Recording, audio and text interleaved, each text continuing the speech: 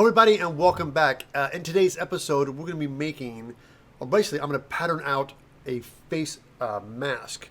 Never done one before, and I'm going to show you how I go about sculpting out. I have a life cast of a friend I'm going to be using as a template, and we're going to do a little bit of aluminum foil sculpting, and then from there adding duct tape to make a pattern. And I'm going to show you how we're going to do that right here on Evil Ted Live. So if you guys are ready, let's get started. This is a life cast of a friend of mine. His head is a much larger than mine, which is great for making patterns. So our next step is we're going to cover this with foil. I'm going to cut this foil into some strips real quick.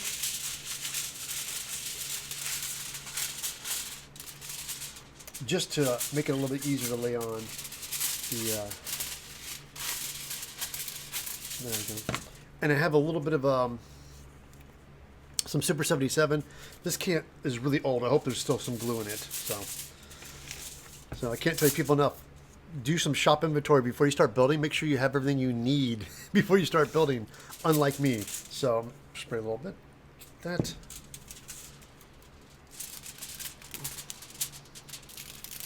There we go. Perfect. Now the reason I do small pieces of foil, I try to minimize the wrinkles. I mean, you can definitely put foils on just about anything and just push all the little wrinkles out. I just think it's easier to control. Instead of taking a giant sheet of foil and pushing it on there, I like to break it up in pieces. Now, if you don't have a life cast of someone, you definitely can buy head forms, and I have links for those below the video. Now, as you can see, I just covered foil on one side because I'm going to make a pattern. So what I'm going to do, I'm going to be able to flip it, and I want this to be symmetrical. So again, we're just going to focus on the one side. Now, the foil that we have, I need to sculpt it. And the trick I've learned is you take some foil and you crinkle it up very lightly like this. Make a ball. Crinkle ball. I'm going to make a couple of these. So to make this mask, I want to get rid of this void here. So I got my ball. Put a little bit of glue. Kind of stuff it in. Now what I do with the foil is I take a hammer. This is where you get the control. Because I want the curve of the eye socket, but I don't want it to be that deep. So I have a bit of a... Now again, if you don't have a mallet, you can still just use a hammer. But you need something to kind of push the foil down a little bit more. We're going to fill in...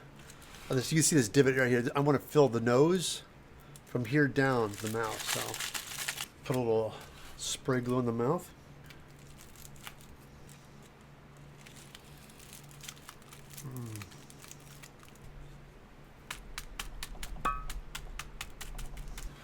I like it's starting to get, so you can start to see it filling in, which is nice. This is getting filled in. Now again, I know you're thinking, it's like, even though I'm only doing one side, just structurally supporting making the pattern, it's good to make the whole thing, get it stuck on there, but it helps to keep all the parts together.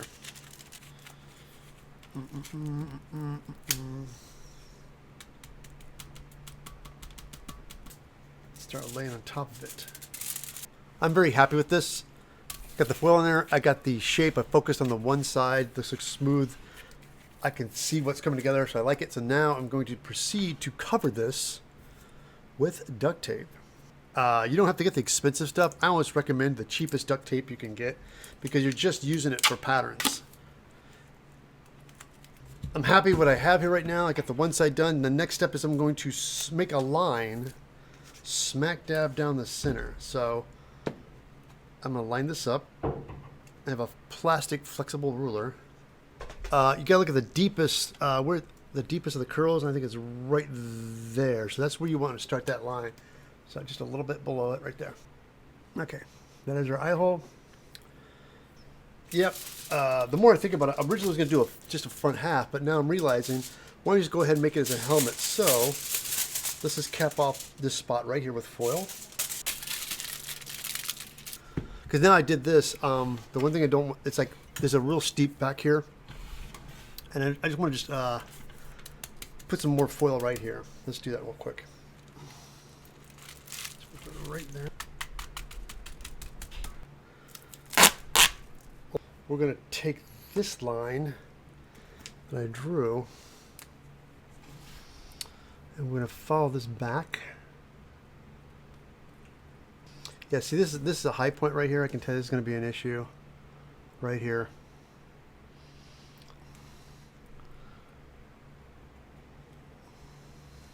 We got everything. I went ahead, extended the back, changed the plans, and made it bigger, which is great.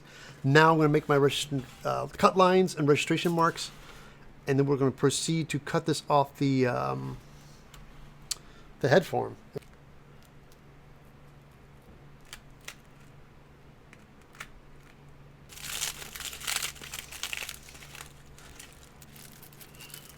All right. Woo.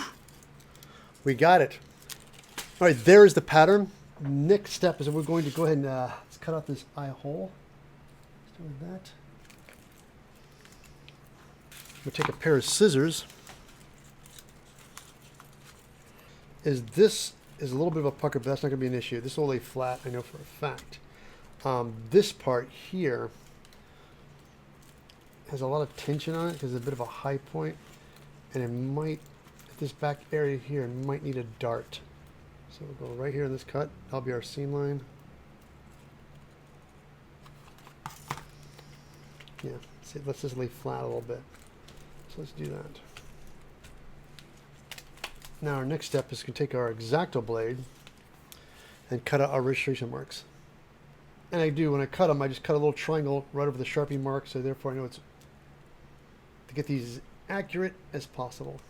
We take lay down a piece of foam. You can see it's a kind of an old chewed up piece of foam my cat's got to it. Throw some poster board on top of that and lay this on top of that. Now this foam underneath allows me to pin this down. Pin. Our next thing is we're going to trace it.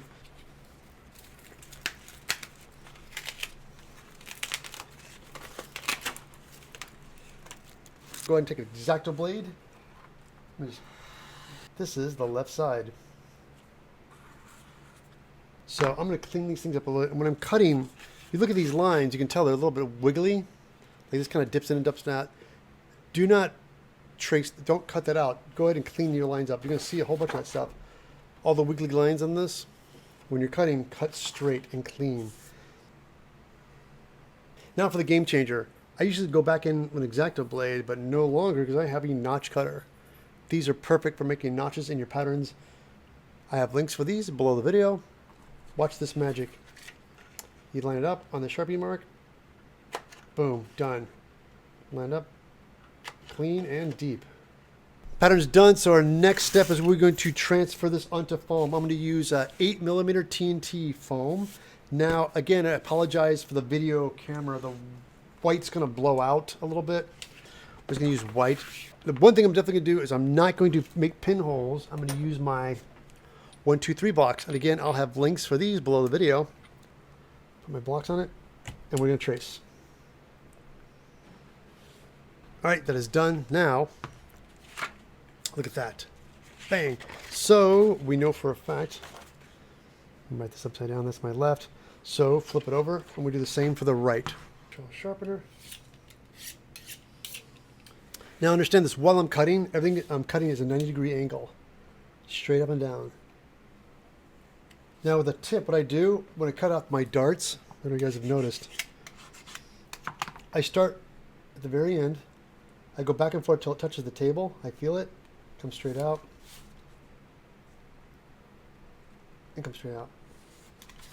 Now I prefer to do that because sometimes you can cut in this way and stop. I'm always fear of going too far, and you have a cut line, and when you go to heat it and shape it, you'll see the line. So I always try to cut with the triangles inside. All right, the parts are now cut out. We're going to use a heat gun, and I have my foam anvil. And again, everybody, if you can make one of these, you definitely can. It's just a wood base, and I stuck an acrylic dome on it. But if you don't have one of these, you can just get a roll of tape and a softball or a ball or something curved, and you can just curve the foam. It doesn't have to be a lot, but a slight curl. It just helps you heat it. Sometimes you can just do it with your hand as well. I just find it's easier with a curved shape. So.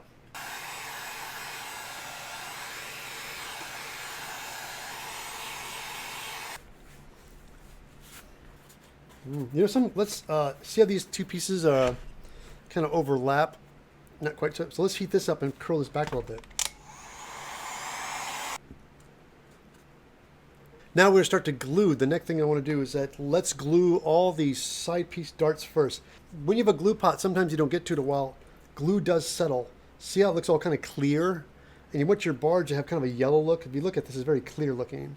So this sometimes happens. So what I do is I take a tongue depressor and I stir it up, because see how clear it looks? You don't want that clear. You want to get it yellow looking again. So get in there and stir it up. I have some barge thinner. It's a little thick. So I got my funnel.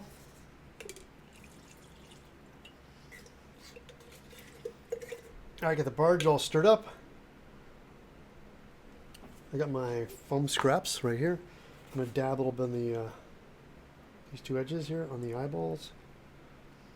Do that. Thin out some foam scraps.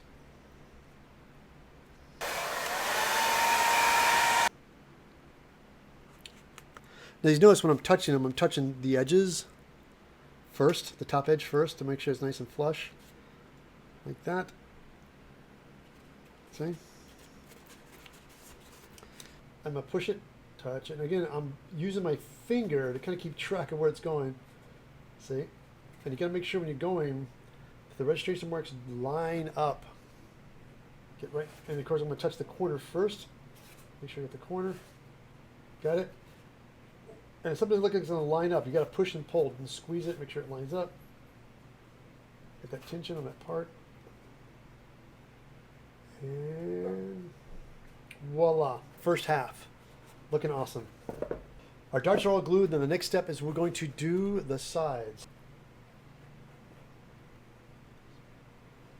The best bet for me is I'm going to start from the bottom and line it up. Like that. Coming around.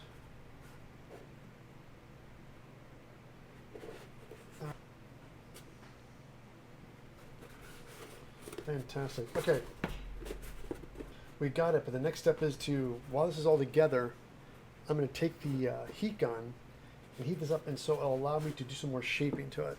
And it'll help relax the foam. So I'll show you like this. Now when you're heating, don't heat the seams, because this glue's fresh. So the seams will just pop apart, and we don't want that to happen. So I'm just going to take the heat gun and heat these parts of the foam.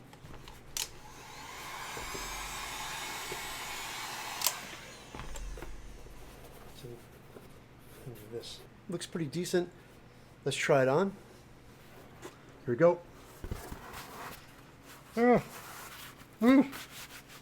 Wow! All right. This is a little snug. Again, probably right out of the gate. First thing I'll do is make this a little bit larger. Not bad. I would like it to have a little bit longer, make some alterations to it. But again, now that I have this pattern, I know I can make the alterations. I can make this a little bit longer. I'd like to have this kick out a little bit more. The eye holes bigger. That's one thing. Once you get the pattern making, don't give up. The first time you make something that doesn't turn out, I'll probably end up making this 2 or 3 more times to get exactly what I want. It's not failing. It's all about learning. If you guys are watching this for the first time, don't forget to subscribe. And this is from my live stream I'm doing on twitch.tv/EvilTedSmith every Monday and Tuesday from 9 a.m. to 11 a.m. Pacific Standard Time. Once I get this helmet pattern done to the way I like it, I'm going to make it available in my shop at eviltedsmith.com. Matter of fact, while you're over there, look at all my patterns, get on my mailing list, shop through Amazon. Every little bit helps. Everybody, thank you so much for watching, and I will catch you back next time right here on Evil Ted Live.